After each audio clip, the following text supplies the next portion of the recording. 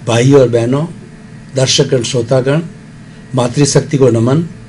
आज हम आपको एक ऐसे आध्यात्म विज्ञानी, भीतर के जितने भी हमारे अनुसंधान है उसको खोलने वाले और इस प्रकृति के बारे में बताने वाले और चेतना के बारे में बताने वाले, हमारी दृष्टि को खुला करने वाले, हमारे जीवन का निर्माण करने वाले, हमारे जीवन के अंदर शांति, आनंद और प्रसन्नता पैदा करने वाले परम पूज्य स्वामी कमलेशानंद जी हमारे बीच में हैं और उनका हम प्रतिदिन सत्संग करके इनके भीतर जो अनुभव का खजाना है वो लेते जा रहे हैं। स्वामी जी, आज के इस आपाधापी के युग के अंदर जो हमारा युवा वर्ग है वो अध्यात्म की तरफ कोई इंटरेस्ट नहीं लेता है।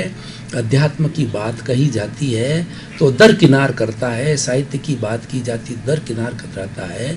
तो आपके अध्यात्म विज्ञान और आर्ट ऑफ द विजन के माध्यम से हम युवकों को और बच्चों को कैसे आकर्षित कर सकते हैं, क्यों यही पीढ़ी हमारे देश का, समाज का निर्माण करने वाली है। कृपया आपके अनुभव के आधार पर हमें कुछ बताइए। आज के युवा वर्ग जो है उनको ये चाहिए हर प्रश्नों का उत्तर इंस्टेंट चाहिए। इंद्रियों से जो दिखता है उसी को वो मानते हैं। और दूसरी बात ये है, उनके अंदर धीरज, शांति, स्थिरता बहुत कम है।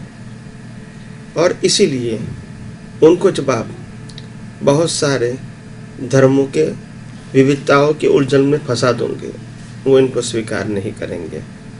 बहुत सारी क्रियाकांड की बातें बताओगे, वो स्वीकार नहीं करेंगे, क्योंकि उनको मालूम है कि ये सब कुछ हमारे परिवार में सब लोग करते हैं।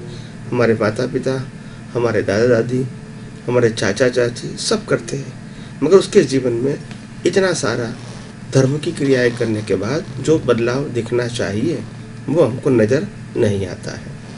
तो इसीलिए आज के युवा वर्ग को ऐसी बात समझ में नहीं आती है, स्वीकार भी नहीं होती है।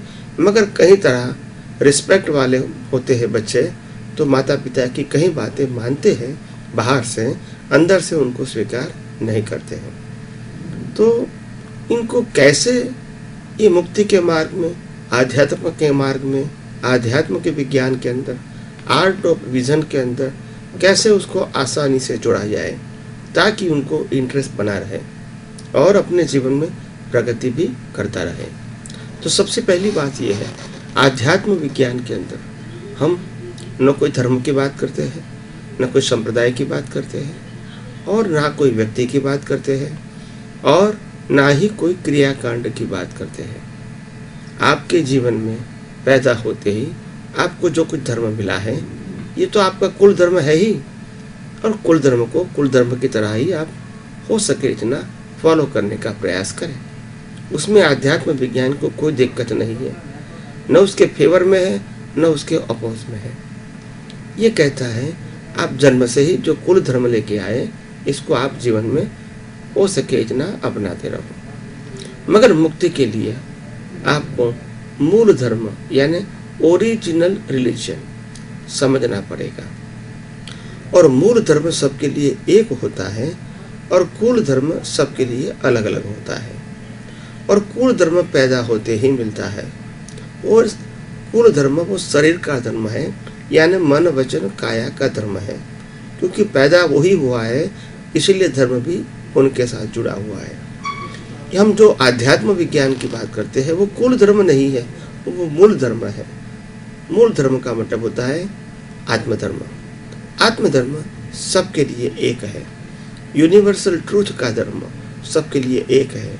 लॉ ऑफ नेचर का धर्म वो सबके लिए एक है।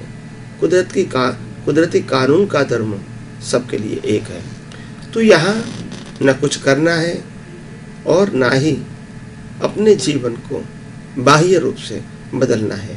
यहाँ दृष्टि बदलने की बात है। यहाँ मन वचन काया से करने की या तो मन वचन काया को बदलने की बात नहीं है, यह दृष्टि की बात है। तो हम अपने जीवन के अंदर अपने व्यवहार में हर व्यक्ति के साथ, परिवार में, समाज में, पढ़ाई में, नौकरी धंधा में जो कुछ भी व्यवहार करते हैं, वो सब व्यवहार के अंदर हमको ये विजन रखना है हर अवस्था में कि आखिर मैं कौन हूँ। क्या मैं शरीर हूँ या मैं आत्मा हूँ? तो मैं आत्मा हूँ, वो आपको लक्ष्य रखना है। ये है मूल धर्म। दूसरा मूल धर्म कौन सा है कि क्या मन वचन काया मैं नहीं हूँ? तो क्या मन वचन काया को चलाने वाला मैं हूँ? तो वो भी मैं नहीं हूँ, उसको कुदरत चलाती है। तो हर अवस्था को कुदरती रचना के रूप में देखने की कोशिश कर। हमारा मन वचन काया वो कुदरती रचना है, ऐसे सामने वाला व्यक्ति का मन वचन काया भी कुदरती रचना है। और जो पूरी सृष्टि है, सूर्य, चंद्र, तारा, ग्रह, नक्षत्र, भरती ओट, तेजी मंदी, ये सब कुछ कुदरती रचना के रूप में ही दुनिया में चलता है। तो ये दो बातें ध्यान रखेंगे कि मैं कौन हूँ, और ये मन वचन काया और 5 इंद्रियों से दिखती हुई दुनिया वो कुदरती रचना के रूप में काम करता है। तो इसीलिए वो दृष्टि की बात है, ये दृष्टि का प्रयोग है, दृष्टि का उपयोग है और दृष्टि का ही अनुभव है। तो इसीलिए युवा वर्ग को ये बात समझना, ये बात को उपयोग करना और अनुभव करना और उनके लिए आसान हो जाएगा। जैसे हम व्यवहार जीवन में मूर्ति के अंदर भगवान को देख सकते हैं, फोटो के अंदर भगवान को देख सकते हैं, मगर क्या वो सच्ची दृष्टि है? क्योंकि वो तो मूर्ति तो हमने बनाई है, फोटो भी हमने बनाया है, मगर ये श्रद्धा की बात है। वास्तव में भगवान हमारे अंदर है, जो आत्मा के रूप में है, और वही आत्मा जब अनावरण हो जाती है तो वही आत्मा परमात्मा के रूप में काम करती है, और जिनके पास अनंत शक्ति है, इसका अनुभव भी खुद को होता है। तो ये प्रक्रिया हर व्यक्ति के लिए आसान है, समझना भी, उपयोग करना भी और अनुभव करना। तो युवा वर्ग को खास करके मेरा एक ये संदेश है कि अपने जीवन में यह आध्यात्म विज्ञान को अच्छी तरह गौर से समझने की कोशिश करें, समझने के बाद उसका दृष्टि से उपयोग करने की कोशिश करें, और दृष्टि से ही उसका अनुभव करने की कोशिश करें।